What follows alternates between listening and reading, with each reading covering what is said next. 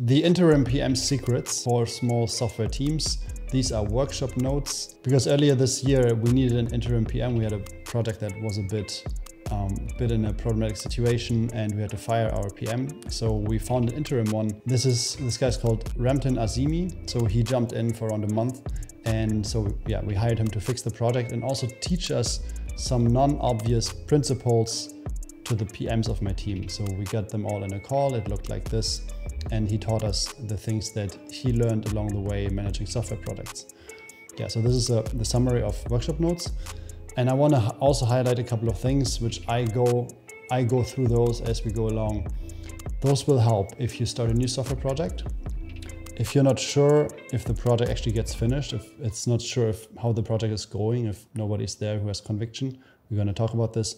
And also if clients always want more and more. So those things will help. And these are the teachings from Ramtin. I don't post the full call because it's quite long, but I will go over the main points. So let's first start with the main thing. What is actually the job of a PM? The PM is not there to hold hands with every developer. The job of the PM is actually to reach the goal.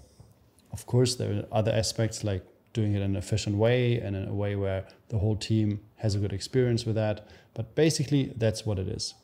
So they set the goal and they create the plan to get there. And of course, along the way, they create the documentation and usually they learn the full business domain.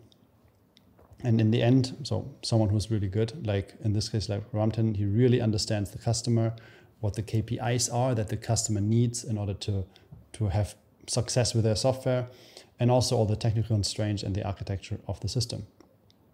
What Ramtin used was a word called be a smooth white bridge.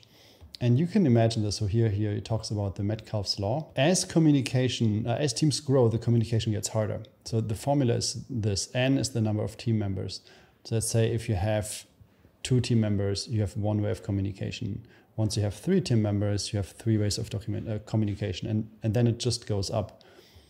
I want to add to that not just it's about communication, it's also about the code. So as the teams grow, the people in the team, they produce code. And every line of code has a probability to contain a bug. So as you write more code, you also write more bugs. It's just the law of software development. So as we have too many people in a team, which we had in this case, there is too much structure being built too early on. So a PM can help that by making sure that people work on the right things. And ideally start a project not with too many people, but just enough to get the first versions going.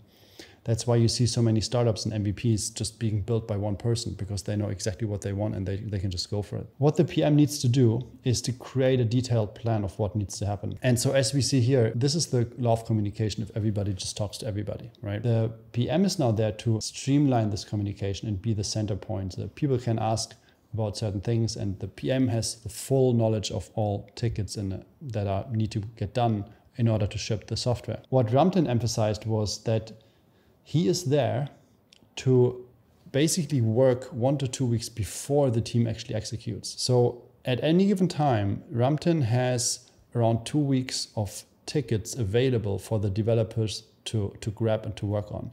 So if you imagine those are sprints, let's say a 1 week or 2 week sprint, the PM would always work at least 1 sprint ahead of time. Yeah, and then of course they create all these things, roadmaps, timelines, and dependencies. What I want to add to that is that projects always need conviction. Like a lot of things in life, if you usually hire someone who has done it before. Let's say you go to the doctor and you want to get something fixed in your body.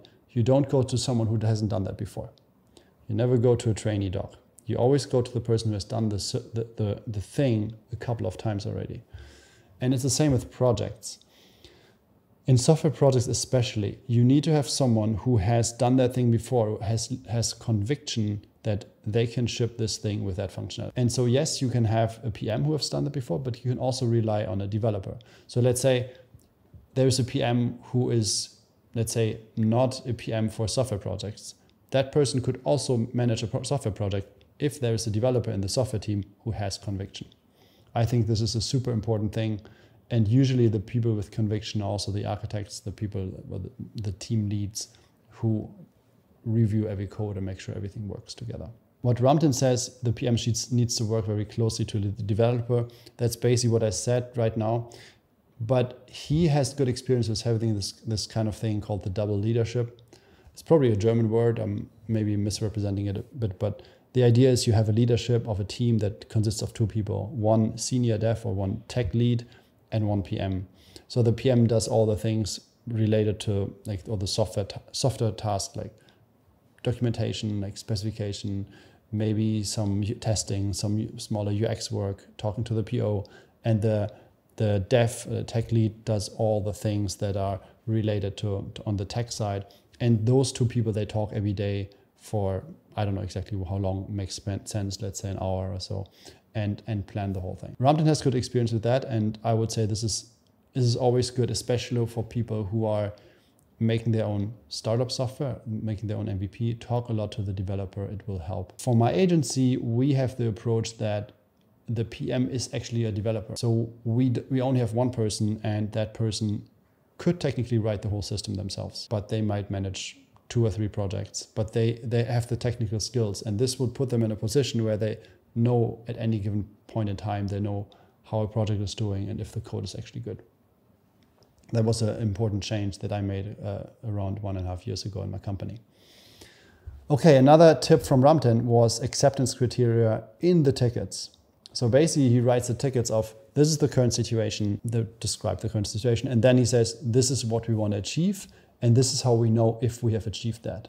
So these 3 things in a ticket. And this needs to be testable by the customer, because then if you do this right, it has a couple of benefits. No refunds from the customers, or they will have a harder time getting a refund from you because they actually accepted the features. If they don't accept the features, then of course you have a problem on the software development side. So this is why I like this. It's not just a ticket that they say, okay, let's just take it off, it's fine. No, they have to say, I tested this and it actually worked. It also constrains every ticket to the thing that the ticket should be doing. And there is no extra rounds like, hey, this was not specified. How about you do it like this and this and this? And then from one sprint, a sprint could just go much longer because there's some extra stuff that the client wants. Another benefit from acceptance criteria in tickets is the developers can write tests easier. You can basically start with a test if you have all this there. Then we switched with Ramtin, we switched to 1 release every Friday, which was a good change. And I would even go further and do 1 release every day or a couple of releases per day. There is something really good I want to point out to. It's called the GitHub Flow. It's not Git Flow, it's a difference. Git Flow is something else, which I don't want to go into right now, but GitHub Flow, basically what they say is, one of the main things is you can always deploy from main. Okay, that's an old documentation, so they use master. But basically, you can always deploy from main. Anytime you just merge back into the main branch, this can be deployed. And this is the most important thing you got to take away from this. And this is why we like it as well. And yeah, you read the whole thing, it totally makes sense. This is one hard rule of the system. There is only one branch that has any specific and consistency meaning, and we can name it master. This is, okay, I need to read this again. And this is basically the only hard rule of the system. There is only one branch that has any specific and consistent meaning, and we named it main. Main means that it has been deployed, or at the worst, it will be deployed within hours. So when you deploy something and it breaks, then you fix it and deploy again. It's a different approach. I like this approach. I would like to do more with that. What we reverted in our project was just release every Friday, because we had to do a lot of refactoring. And yeah, this is why we're not ready to always deploy from main. So we have another branch where we go into and then we deploy from there. So another thing from Ramtin, project manager should always think about these things. Think about the goals in 1 month, in 3 months, and in 1 year ahead. Because in the end, what we want to do is drive the team to a single goal together. These were very quickly the call notes from the call with Ramtin. We're going to write this up a bit so you can check it out on my blog. It's going to be on tillcarlos.com, somewhere here in the first section. Probably find it somewhere here. Also, I want to point you to Ramtin Natsimi. He does also SEO. So if you want to have someone to help you with projects, check him out on LinkedIn. At this point, I also want to thank him. It was a great experience to work with him. How was your experience with the last project? Have you ever had a project where you needed to switch the PM around? If you did this, please leave a comment below. I would love to start a discussion here, and see you in the next videos. Bye.